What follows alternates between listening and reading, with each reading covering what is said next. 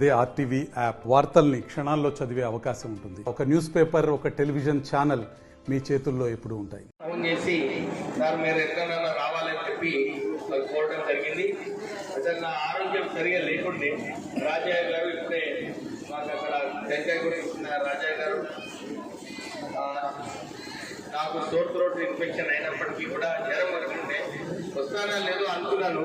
కానీ మా అనిలయ్య ఫోన్ చేసి సార్ ఎక్కడన్నా రావాలి, ఈ జాతర మా ప్రాంతానికి గండమైసమ్మ జాతర అంటే చాలా పెద్ద జాతర, మీరు రావాలని చెప్పి పోవడంతో నేను రావడం జరిగింది.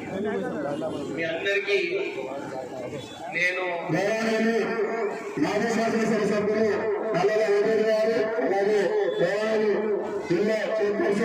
సార్ ఇది కాదు, ఇక్కడ నువ్వు 5 వరకు నడవాలని చెప్పి ఆ రోజు నేను ఎంపీగా నాకు 5 వరకు నడిపించాను.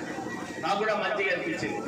మన నాయకపోడు వాళ్ళతోని పైకి నడిచి అక్కడ పూజలు చేసుకొని నేను కూడా మొక్కున్నప్పుడు ఆ రోజు మాకు తెలంగాణ రావాలని చెప్పి ఆ రోజు మొక్కుకోవడం జరిగింది. మనకు అట్లనే తెలంగాణ కూడా మనకు వచ్చింది. ఈ 10 సంవత్సరాలు అయిపోయింది, 10-12 సంవత్సరాలు అయిపోయింది వచ్చి. కానీ ఈ ప్రాంతంలో ఇప్పుడే రాజ్కుమార్ చెప్పినట్టు సరిగా అభివృద్ధి కాలేదు. ఇంకా ఎక్కువ అభివృద్ధి అయ్యే అవసరం ఉన్నది. మనం ఈ ప్రాంతానికి ఒక టూరిజం సెంటర్, చాలా మంది వచ్చి అడుగుతున్నారు సార్ ఇది టూరిజం సెంటర్ చేయాలి. వచ్చేటప్పుడే కిషన్రావు గారు అన్నారు ఈ రోడ్ని కూడా బీటీ రోడ్ చేయాలని చెప్పి వారు కోరడం జరిగింది. నాటి వదిలిగారు పెద్దలు వదిలిగారు ఈ ఫారెస్ట్ ఏరియా సమస్య కూడా దీన్ని పరిష్కరించే అవసరం ఉన్నది. నేను మీ అందరికీ కూడా వచ్చే టైం వరకు ఈ ప్రాంతానికి మంచిగా చేసి మీకు ఈ జాతరకు మంచిగా వేడుకలు చేసుకోవాలని చెప్పి నేను ప్రయత్నం కాదు చేపిస్తా. ఎక్కడైనా చేసి మీ రోడ్ సమస్య, మీకు ఇక్కడ పర్మనెంట్ డ్రింకింగ్ వాటర్ కూడా మీకు మళ్ళా డ్రింకింగ్ వాటర్ సమస్య ఉండదు. ఆ సమస్య కూడా తీర్చడానికి నేను మీకు మాట ఇస్తున్నాను, మీకు ఒక భరోసా ఇస్తున్నా. మీరు ఈ జాతర వేడుకలు గండమైసమ్మ, ఎందుకంటే చాలాసార్లు ఇక్కడ రావడం జరిగింది.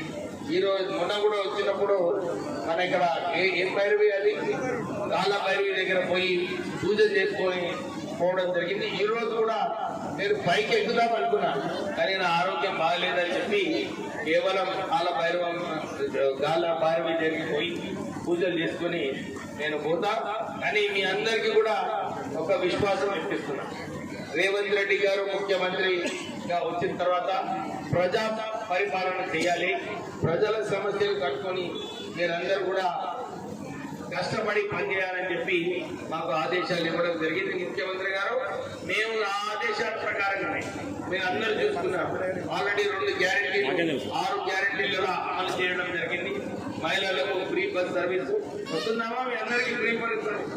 నేను అన్ని చోట్ల కూడా ఇదే కోరుతున్నా. స్కూల్ బస్ టైమింగ్ లో మహిళలు బైక్ పెట్టండి.